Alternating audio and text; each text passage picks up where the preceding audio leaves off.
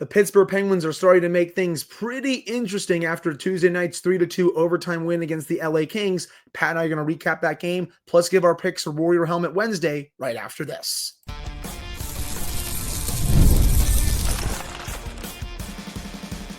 You're Locked On Penguins, your daily podcast on the Pittsburgh Penguins.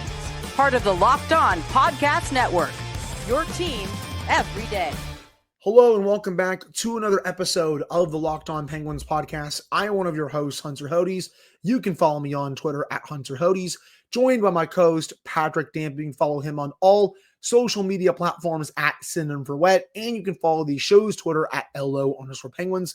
Of course, thank you all so much for making this your first listen/watch of the day.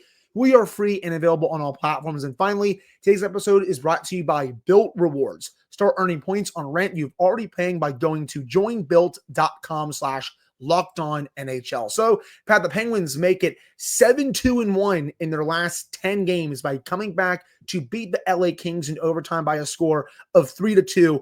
And they very much earned this win. They were the better team for, I would say, 55 of the 60 minutes. They generated a lot more offense than teams usually do against the Kings. When we were previewing this game, we were talking about how stingy the Kings have been defensively this year. And you look at some of their recent games, this was the first time that the Kings allowed more than 2 goals in a game since November 25th, when the San Jose Sharks of all teams put up 7 goals on them. Since then, it's been either 1 goal or 2. Penguins were the first team to score 3 or more again since the Sharks. So really nice job by the Penguins in that aspect. There's one main negative that I do want to point out to start the show. I promise people the rest of the show is going to be positive. The Penguins do have to do a lot better of a job starting games on time. You can't be giving up goals in the first minute, first 2 minutes, first 3 minutes. Heck, honestly, the first 5 minutes. They've been starting games way too slowly throughout the year. And Bob Grove put out this really great stat. Penguins historian Bob Grove, he is tremendous on social media. If you don't know who he is, you're doing it wrong. But in 33 games this season, the Penguins have allowed a goal in the opening minute 3 times, in the opening 2 minutes 5 times, and in the opening 3 minutes 9 times. So you combine all of that, that is 17 times in 33 games the Penguins have allowed an opening goal in the first 3 minutes. That's not good enough, Pat. They need to do a lot better of starting the game on time and also getting early leads, because you can't just concede goals and then having to come back every single game. For sure. There's always going to be room for me to give this team credit for battling back and erasing leads and sticking to it, because that's what good teams do. Regardless of the situation, they find a way to win. However, I would rather see them put themselves in a position to just win a game rather than have to respond and come back in a game. But all that said, to further your stat, because I looked this one up just to confirm it, because I had my suspicions, especially after the preview episode yesterday, about how good the LA Kings have been. They have allowed 2 or fewer goals in 10 of their previous 12 games. So the Penguins being able to put up 3, I know 3 goals isn't exactly an offensive explosion, but when you're playing a team that we talked about in the LA Kings, who play a very smart, very disciplined 200-foot game, putting up 3 goals on them is an impressive feat. And Darcy Kuemper played a great game last night, because the Penguins played, when you dig into the analytics, they didn't really control much of the shot attempts or anything like that. But when they had chances, they were grade A chances for the Penguins last night. And Kuemper played a great game. The Penguins could have theoretically had 4 or 5 goals last night with the way they were getting offensive opportunities. I think of that 4 goals in the third period alone with the way they were playing and the amount of high danger chances they were getting. Kuemper was making save after save after save. That's one of the best games I think I've ever seen him play in the NHL. I mean, robbed Sidney Crosby multiple times in that period. Rickard Rakell hits a post. There's a couple other massive glove saves that he made. I was getting ready to put a tweet out after this game saying, like, wow, the Penguins flat out got goalie. But thankfully, Matt Grzelcyk was able to tie it with 5:35 to go. And then Rickard Rakell gets a disgusting deflection in overtime to get his 14th goal of the year. We'll discuss Rickard Rakell a little bit later on in the show. But yeah, I mean, he was tremendous in that game. But again, the way the Penguins were generating against a team that's as stingy as the Kings, that's what has me pretty excited for these next few games, because if you can do that against a team like the Kings, you can definitely do that against other teams coming up here, like the Predators, who have not been good this year, like the Flyers, who aren't as good defensively, and especially the Islanders. I mean, they're giving up chance after chance, it feels like, every game, and they have a home and home against them at the end of the month. So that does make me hopefully a little bit more optimistic heading into these final few games of this month, as they're trying to really climb their way into this, because for a time last night, they were in that final playoff spot. Obviously, Ottawa jumped them, and they're a point ahead of them right now, but they're at least inching closer to the spot. The only thing that's really their enemy right now is the games in hand. Yeah, that's working against them right now. But simply put, they are in the race now. Now, we're not going to send out the hello, we're back department, we'd like to file a claim meme yet. But this is similar to what I was talking about and that I so gracefully borrowed from Adam Gretz. There is a difference between streaks and runs. And the Penguins right now are inching even closer to being on a run rather than a streak, because they're playing very solid hockey. They're getting wins against good opponents. They're not just beating up on the teams in the same, we can't even say in the same realm as them anymore, because they're a point out of wild card. So we're not talking about this team as basement dwellers, but they're not just beating up on lesser opponents. They're getting wins against quality teams, and they're doing it in a sustainable way. They're not riding a PDO bender. They're not getting a bad performance from a goalie here or an off night from another team there. They're playing a solid, sustainable brand of hockey, and it's been very encouraging to watch. Now, like you, I want to see how they end this calendar year. They don't have to be perfect the next 2 weeks, but if they come out of it 3-4 games ahead, and all of a sudden they're right there in the mix going into 2025 for a wild card spot, they might start making a believer out of me. We might have to pull out that meme at that point, but I agree. We're not there still just yet. We still want to see how these next few weeks go. I know we've been saying that a lot, but again, they had such a poor start to the season, and I just don't want to, completely jump to the other side of the ship and be like, okay, we're fully back. And then they go back to playing like they were, in early to mid-November or something like that. Well, but very, very similar to what you said about the game in general, about the way they started. That applies to the season as well. They dug themselves a pretty big hole coming out of October and a little bit into November, that now they're playing catch up. And realistically, obviously they're right there. They're a point out right now, but realistically, that could be this team's undoing, is that they had such a poor start to the year. And I hate to throw water on what has been a positive episode, but realistically, if we're looking at this from a basic neutral point, they had such a slow start to the season, like they have had slow starts to games recently, that if we're back in this position come April where we're going, man, they missed by 1, 2, 3, 4 points, you can look back to the start of the year and go, well, they don't drop a couple of those early games, we're talking about the first round right now.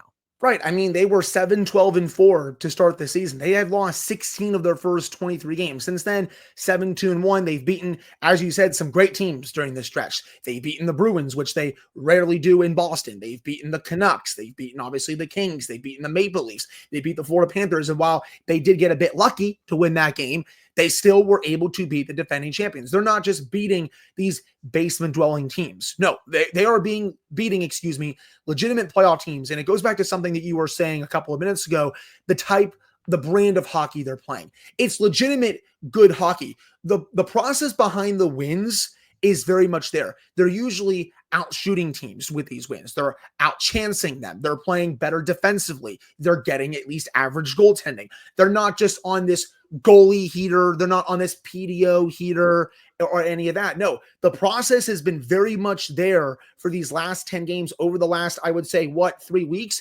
And that's what at least has me a little bit encouraged heading into the rest of this month here. They're not just winning games by the skin of their teeth, getting badly outchanced, outshot, and just getting a couple lucky bounces here or there. No, they're actually outplaying a lot of very good teams, including the Kings.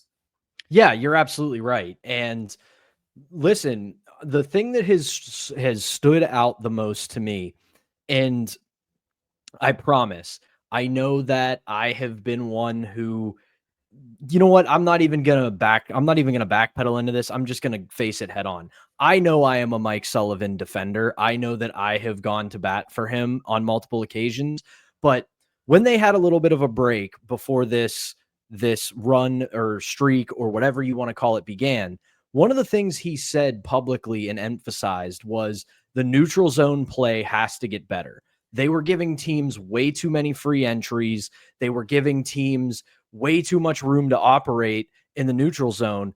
You watch the way they've played these last 10 games, and while it's not quite the New Jersey Devils, they're not playing a neutral zone trap, they're not turning it into a quagmire, but the pressure in the neutral zone is returning. They are not giving teams free entry into the zone. They're forcing them to either dump the puck deep, which is giving the defenseman more opportunity to start a breakout and blunt an attack, or they're forcing them into bad decisions and getting turnovers in the neutral zone, which may not lead to offense for the Penguins, but at the very least, it's keeping them from giving up grade A chances that they don't have to give up. You couple that with they're getting average goaltending, their defensive zone structure has slightly improved, and they're getting a lot of depth scoring. This is a brand of hockey that is sustainable. Now, if the depth scoring bottom falls out,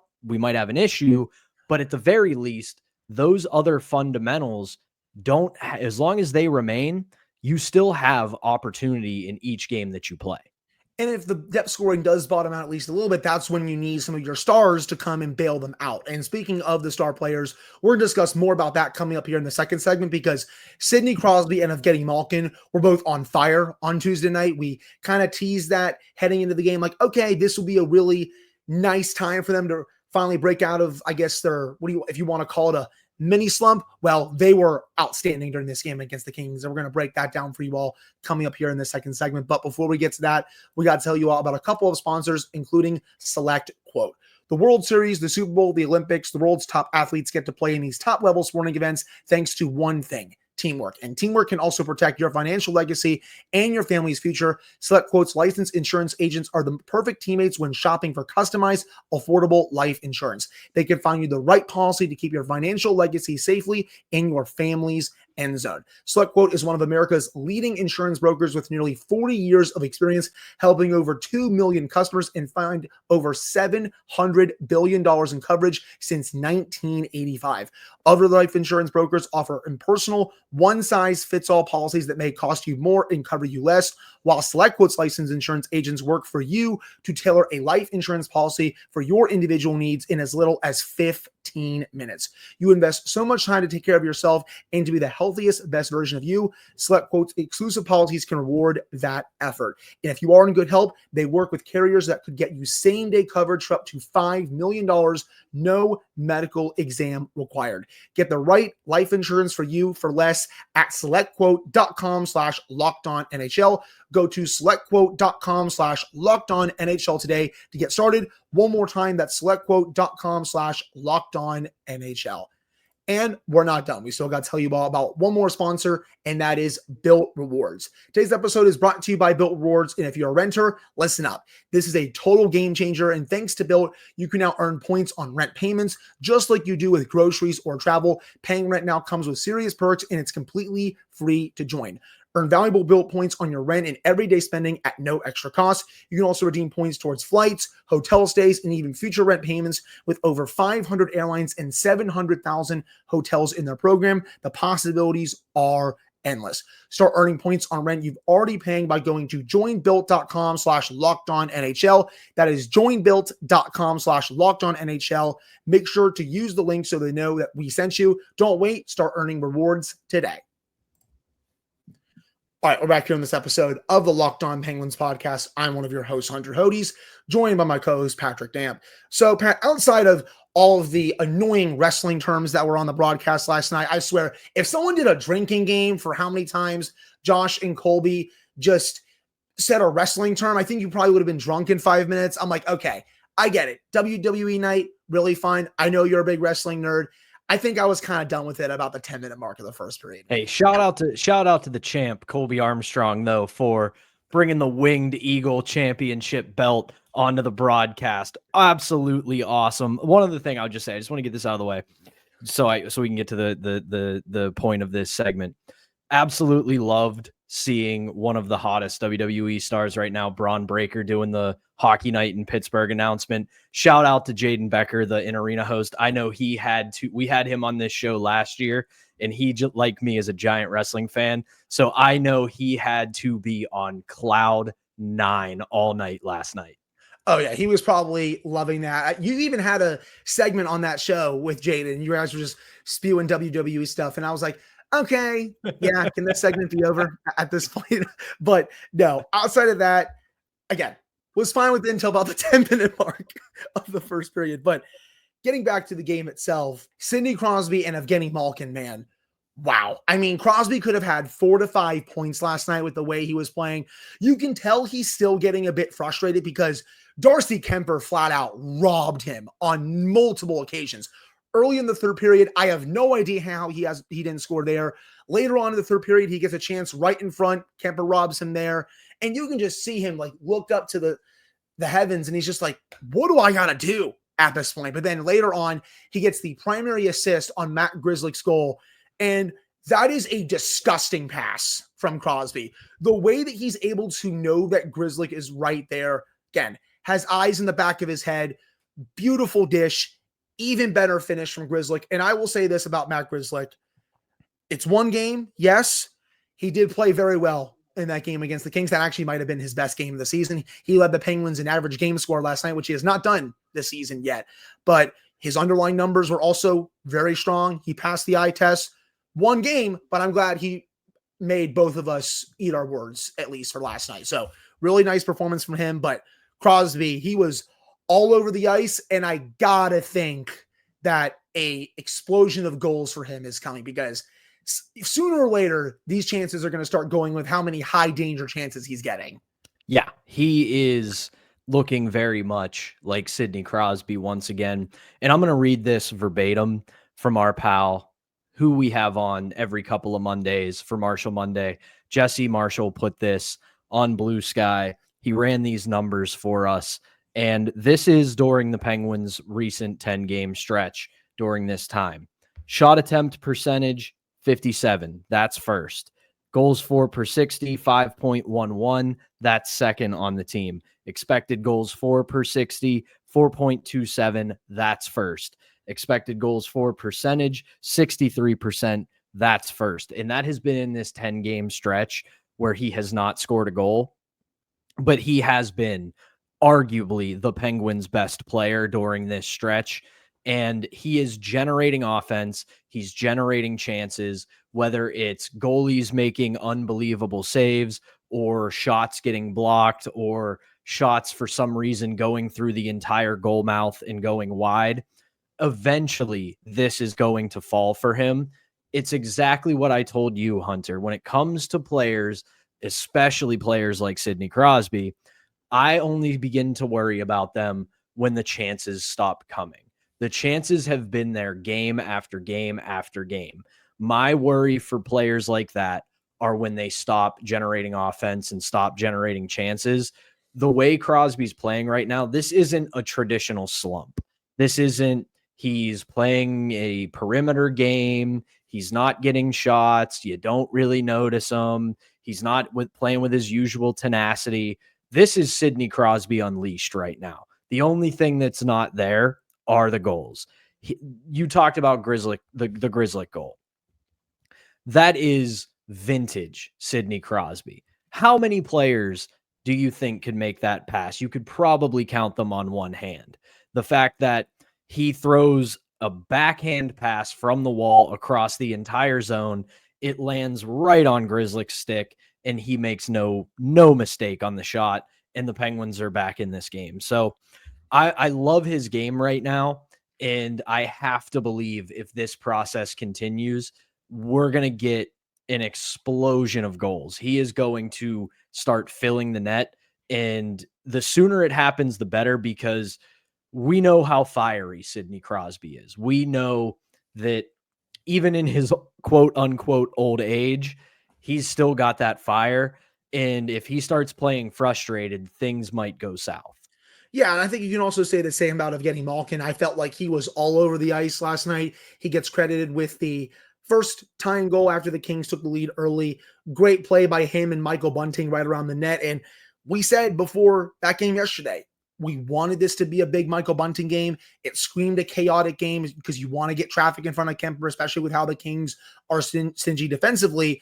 Bunting was great. And, Gino had his legs all game long. He almost knifed through two Kings players late in that third period. If he wasn't tripped there, he would have had a chance to potentially score a highlight reel goal. He was on fire last night. And I do feel like we're going to see another big stretch here from Gino where he's going to rack up some points. I definitely think a good chunk of them could be some goals. And I think some people will be like, okay, guys, it's fine. Gino's all right. But again, I said it after the Ottawa game, you could tell he was fighting a little bit. Well, I feel like he's just about out of whatever small thing this is because he was tremendous last night. And I figured this was coming because he's been showing signs of it. Oh, yeah. Like that, like the thing with Malkin is you can tell when he's feeling it. And the primary example was that near highlight reel goal last night where he gets tripped, draws the penalty. When he's feeling it, he does things that maybe not no other, but few other players can do. The fact that let's be real. The reason he drew that penalty is because he had those two defensemen beat. That wasn't him trying to do too much. He had them beat and juggled the puck on his stick and nearly goes in and scores a goal. And because he had them beat, the defenseman had to trip him up. So when you have Evgeni Malkin engaged like that, that is nothing but a good sign, because comparing it to what I said about Sid, we know when Sid plays frustrated, he doesn't go away from the things that work, but he almost tries to do too much where he's forcing passes, he's shooting from everywhere. He's kind of putting himself in less advantageous situations. On the opposite end, when Evgeni Malkin's frustrated and not feeling it, undisciplined type of play. It's not as bad as his biggest detractors try to say. He doesn't turn into a useless goon, but you'll see him start to take runs at players. You'll see him retaliate when people get under his skin. But when you have this version of Evgeni Malkin, it becomes the bully that we know so well, where he picks the puck up, knifes through people, and basically says, get out of my way, I'm scoring. So I'm loving the way both of them are playing right now. And once the goals start to come, we might have to press that we're back button. I hear you. I definitely do. I will say a couple of Kings players were trying to get under Gino's skin a bit last night. He was just barking back and skating away. And that's the other thing. When he's feeling it, you can't get under his skin. No. When he's not feeling it and he's frustrated, he's extremely easy to frustrate. Oh, I agree. And you saw Bunting put one of the Kings players in a headlock after they were messing around with Gino. I love that from Bunting because he's sticking up for one of the core players and especially his line mate. But after that, Gino just skated away and he's like, yeah, I'm playing well tonight, man. Nothing you're going to say or do is going to make me mad or anything like that. But I think that's going to do it for this second segment. Coming up to end the show, you all know what time it is. It's Warrior Helmet Wednesday. Pat and I are going to give out our Warrior Helmet for who the player of the last week was for the Penguins. And there's definitely a lot of very good options, including the overtime hero on Tuesday night, Rickard Rakell, who got his 14th goal. Remember, people, he only had 15 goals all of last season. We're at 33 games right now. He already has 14 goals. He is playing lights out hockey right now. But before we get to that, we got to tell you all about our final sponsor, and that is PrizePicks. If you love sports, you're going to love PrizePicks, the best place to turn your sports knowledge into real money. Whether it's hockey, football, or any of your favorite sports, PrizePicks makes it easy to get in on the action. You can now win up to 1,000 times your money on PrizePicks. Plus, this holiday season, they're giving away $30+ million in rewards during Picksmas and offering 2 free picks in December. And when your picks hit, PrizePicks makes it easy to cash out. You can get your money in as fast as 15 15 minutes. Download the app today and use code LOCKEDONNHL to get $50 instantly after you play your first $5 lineup. That's right, people. $50 instantly with the code LOCKEDONNHL. That is PrizePicks. Run your game. All right, we're back here in this episode of the Locked On Penguins podcast. I'm one of your hosts, Hunter Hodes, joined by my co-host, Patrick Amp. So, Pat, a lot of very good options for the Warrior helmet this past week, especially after the offensive explosion that we saw in Montreal, the comeback to get a point against Ottawa, and then the comeback to win in overtime against the Kings on Tuesday. I'll start here. I've been going back and forth between these two players all day long because they are both great options with the way they have played. But I'm going to give my Warrior helmet to Rickard Rakell with the way that he has played the last week. 6 points in 3 games, including 3 goals. And yes, he had the overtime winner against the Kings on Tuesday. He now, as I said about 30 seconds to a minute ago, he now has 14 goals already this season. He only had 15 last year. And don't get me wrong, people. Yes, I definitely said this offseason. If there's a chance to move him, I would definitely consider it just because I looked at his contract. I was concerned with his age. I'm like, is he going to get back to the level that we saw him play at the season prior to the last one? I was nervous, and I felt like rightfully so. I understood that last year was kind of a lost season for him with injuries, but even when he came back, he still felt like didn't feel fully right outside of a few games to end the season. Well, thankfully, they did not move him during the offseason because he has been awesome. Now, I'm not saying he's going to be here for the next 3 to 4 years or anything like that, but he has been fantastic this year, especially this last week. He's going to the net. He's using that great release to his advantage. His playmaking has been surreal. He's been great on the forecheck. He's such a seamless fit with Sidney Crosby. He works great with Malkin as well, but he just works better with Crosby. You're seeing that this season, and I don't even want to know where this team would be in the standings without the play of Rickard Rakell this year. He's been that good. He gets my pick, even though I almost gave it to Brian Rust. I almost did the same. I almost gave mine to Brian Rust, but I am sticking with you, and this is going to be a unanimous Warrior helmet this week for Rickard Rakell, which, fun fact about our Warrior Helmet Wednesday, which I've been keeping track of this season, this is the second time we have both given Rickard Rakell the Warrior helmet. We did that after the 3rd week of the season. We gave our Warrior helmet both to Rickard Rakell, but here's what pushed it over the edge for me. Because I am petty. I love pettiness in sports. It's my favorite thing. I often say the team captain, Sidney Crosby, is the pettiest man in all of professional sports, and I stand by that. But we talked about this when the Four Nations face-off rosters came out and Rickard Rakell was left off of Team Sweden. Well, since that day that he was left off of that roster, in the time since the rosters were announced, since Team Sweden did not put Rickard Rakell on the roster, he now leads all Swedes with 4 goals and 8 points in 6 games played. So he took that as motivation, and we talked about it on the show. There were a lot of people, both in the Penguins and around the Penguins from Sweden, that were stunned he was not put on the roster. And he has taken that and said, you know what?